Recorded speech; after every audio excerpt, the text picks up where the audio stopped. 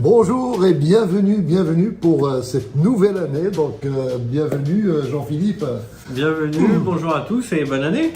Bonne année 2023. Donc, merci d'avoir fait encore le déplacement jusqu'à Lille. Là, nous sommes dans le Nord. Et donc, Jean-Philippe, comme à chaque fois, il nous a fait le plaisir de venir du Loiret. Donc, comment ça se passe à Lorient? Il pleut en ce moment? Orléans. Ah, Orléans, pardon. Lorient. Oh là là, je confonds. Donc, c'est Orléans. Non, il pleut dans le nord, il pleut sans doute à Lorient, mais Orléans il fait très beau, c'est une très belle ville et tout s'y passe bien. Eh bien, cette année, on fait les choses, je pense, un peu plus dans l'ordre, parce qu'habituellement, quand on sort du mois de septembre, vous savez, le mois de septembre, à chaque fois la cérémonie Trophée des territoires. Donc, la dernière qu'on a eue, c'était le 9 septembre 2022. Et l'année d'avant, on a embrayé tout de suite sur la saison qui suit. Mais cette année, on s'est dit non, on va laisser quand même passer les choses. Et on démarre pile poil avec la nouvelle année. Et ça tombe bien, on est en janvier. On laisse passer les choses et on s'est dit on prend bien le temps de communiquer sur l'ensemble de nos lauréats. Il y a un gros boulot qui a été fait sur l'ensemble des vidéos, clin d'œil appuyé, qu'on a repris derrière dans l'ensemble de nos magazines. Donc on a vraiment voulu dédier cette séquence-là, septembre, octobre, novembre, décembre, à l'ensemble de nos lauréats pour amplifier la communication.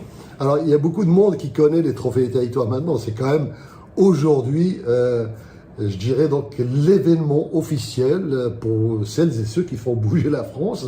Mais on va montrer quand même qu'est-ce que ça donne en termes d'ambiance par rapport à la cérémonie que l'on fait dans les hauteurs de la Tour Eiffel. C'est toujours dans les hauteurs de la Tour Eiffel. On va vous montrer un petit clin d'œil sur la cérémonie 2022. Regardez.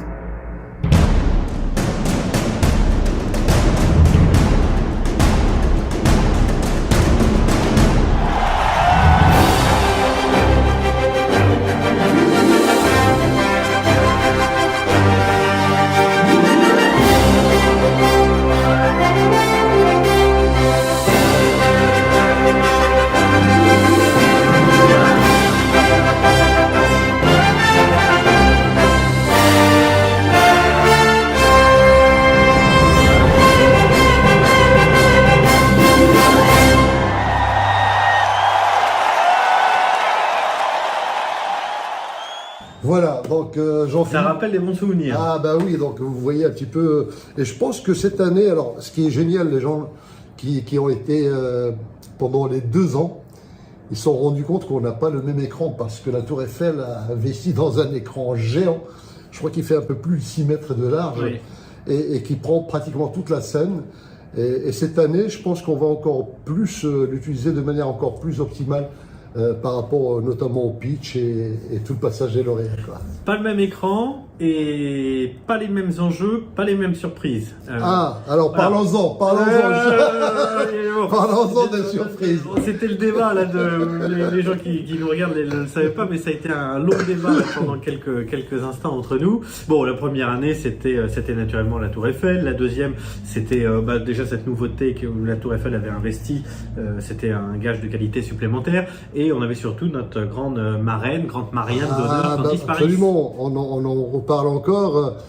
Candice Paris qui nous a fait l'honneur de dédicacer la chanson France, qui a été dédicacée pour la première fois devant des millions de téléspectateurs à la télé le 14 juillet. Et là, effectivement, les lauréats, ils ont été surpris du petit mot que Candice, qu'on remercie encore une fois. Et bien évidemment, 2023, elle aura son lot de surprises, comme à chaque fois. Alors à chaque fois, avec Jean-Philippe, on vous annonce des surprises. Mais je vais vous faire une confidence. Bien souvent, on ne sait pas encore lesquelles. Là, on est un petit peu en avance, mais on sait qu'on a de la ressource. Et je pense qu'il y aura des belles surprises. Et on a déjà quelques idées, alors, je pense. Déjà, factuellement, effectivement, on a déjà quelque chose. Après, on a déjà contacté aussi, parce qu'à chaque fois, on dit qu'on ne sait pas. Bon, il y a le côté blague de la vidéo. Les 3/4 du temps, les dossiers sont quand même bien bossés et on fait semblant de pas avoir la surprise, mais c'est quand même derrière bien travaillé. Là, j'en veux pour preuve de surprise. La première, on a déjà fléché ensemble une vingtaine de belles personnalités représentatives de nos collectivités locales, des personnalités assez connues, reconnues en la matière. Mais il et elle ont été sollicités et on vous tiendra au courant le moment venu. La deuxième surprise, pour le coup, celle-ci, elle est réelle, elle est palpable, elle est concrète. On invite l'ensemble de nos lauréats à 2 sujets. Le premier, donc cette année, on le rappelle, Ça va se faire le vendredi 8 septembre. Absolument. Vendredi 8 septembre, à partir de 9h jusqu'à midi, vous êtes conviés à la Tour Eiffel pour pouvoir venir réceptionner votre trophée. Le soir, le jeudi, on a décidé de privatiser une péniche dans Paris avec, on va réunir 250 décideurs publics-privés, celles et ceux qui font bouger la France, celles et ceux qui ont des bonnes idées. On va faire, donc ça va être un truc très sympa, j'en dis pas trop non plus, il va y avoir des premières remises de trophées, de récompenses. On va faire le tour. Bon, ça c'est la veille. Ça c'est la veille. La veille de ça c'est la veille. On va faire le tour dans tout Paris, etc. Ça va être chouette. Et en plus de ça, donc ça, nous, groupe d'Ablo Presse, on l'a déjà édité cette année, on a publié un livre qui s'intitule La Grande Audition des Territoires, qui est un recueil de 150 témoignages de maires, DGS, DIRCAB, élus du territoire national. C'est une véritable, je le dis modestement, mais c'est une véritable mine d'or. Ça nous permet d'avoir un bouquin de 200-300 pages et de voir de ce qui se fait de mieux dans nos territoires. Donc cette année, on vous propose d'être co-auteur de l'ouvrage, de participer à la péniche et le lendemain, frais comme des gardons, en fonction de la soirée de la veille, mais on va se retrouver dans les hauteurs de notre belle Tour Eiffel. Donc ce livre va être ouvert en fait aux lauréats, oui. Trophée des territoires, qui peuvent partager leurs idées sur comment on fait évoluer une collectivité, une commune, un département. Donc c'est un petit peu ça l'idée, je pense. Hein. Oui, c'est ça le but. Et puis derrière, pour nous, le véritable enjeu, c'est la promotion de ce livre. On va pas le garder pour le mettre dans nos armoires. Il y a un mois, on était en rendez-vous avec Madame Dominique Faure, petit clin d'œil, qui est la nouvelle ministre chargée des collectivités territoriales et de la ruralité. Ancienne lauréate quand même. Ancienne lauréate, comme quoi de trophée des territoires à ministre, il y a peut-être qu'une marche, je le dis pour la blague. Mais voilà, donc en tout cas, et donc on a été reçu par la ministre qui a tout de suite pris le bouquin, qui a stabiloté les bonnes idées, les bonnes machins, etc. Et voilà, et on est en discussion avec elle pour que puisse faire la préface pour la deuxième édition et peut-être même venir à la Tour Eiffel. Et je ne sais pas. Alors là, comme vous voyez, notre mag est un petit peu à la bonne franquette. Dans le oui. fond. On est chez vous. On est chez Kayak, voilà, chez Kayak à l'agence. On voit bien qu'il y a un canot kayak. Oui, on peut se dire qu'est-ce que c'est que ça. Absolument. Il y a un canot kayak qui nous attend. On a la Dole juste en face. On pourra faire quelques rames tout à l'heure. Mais en tout cas, l'idée c'est. Alors on va le rappeler parce que c'est marrant qu'on rappelle un petit peu le visuel qu'on avait fait pour 2021, qui était un territoire. Parce que c'était le démarrage, Trophée territoire, c'était un fond de territoire. La deuxième année, on a trouvé que le côté symbolique de la Tour Eiffel est incontournable et on a ce fond qui est très sympa. Et d'ailleurs, tout le monde a pris des photos avec ce fond-là. Eh bien, on est resté sur la même idée, mais différemment. Et regardez le visuel de 2023. Donc, on va vous le présenter. Voici le fond d'écran des Trophées des territoires 2023. Que vous pouvez d'ailleurs voir directement sur le site trophéesterritoire.com. Il y a encore autre chose, c'est que cette année, on va s'occuper des... Alors, je vais appeler ça, je ne sais pas comment, les lauréats récidivistes. Les lauréats récidivistes, c'est un joli nom, récidiviste, pour le coup.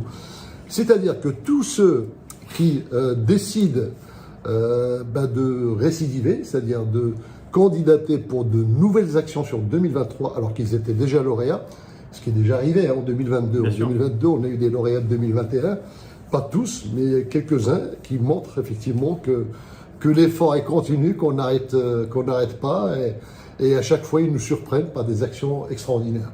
Donc ceux qui, parmi vous, alors je m'adresse à nos lauréats, pour le coup on a une centaine maintenant avec les 2 éditions. Si jamais vous candidatez pour 2023, eh bien sachez qu'il va y avoir une émission spéciale qui va vous être consacrée. Donc pour voir toutes ces volontés, ceux qui font bouger la France, mais dans la continuité, donc de bout en bout, qu'est-ce qui change entre la première fois où vous avez été lauréat, que ce soit en 2021, en 2022 et 2023, vous allez nous expliquer un petit peu l'évolution, on va suivre avec vous l'évolution de l'économie française, de l'état d'esprit de la France à travers ces distinctions annuelles et on le voit d'ailleurs que les secteurs d'activité ne sont pas toujours les mêmes. Là on va parler certainement beaucoup plus de transition écologique, on l'a déjà eu l'année dernière. On parle d'économie aussi, donc je pense. Oui, absolument. Et pourquoi est-ce qu'on rajoute encore cette vidéo non pas promotionnel des territoires. Quels sont les enjeux?